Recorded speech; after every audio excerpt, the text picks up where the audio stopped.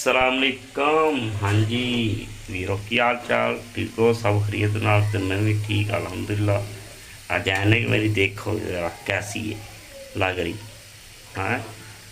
दसना एक ऐनक दसना तो होर सारे ठीक ठाक पंजाबी ब्लॉग सारे जरा ना शेयर करा करो, फॉलो करा करो, फॉलो करी जाओ धड़ाधड़।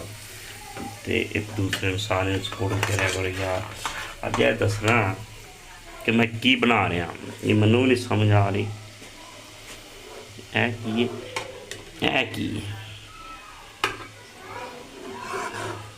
हाँ किचन च मैं वड़िया तो बस ना कोई अजीब जी चीज़ ही मैनू नज़र आई बनाद्या तो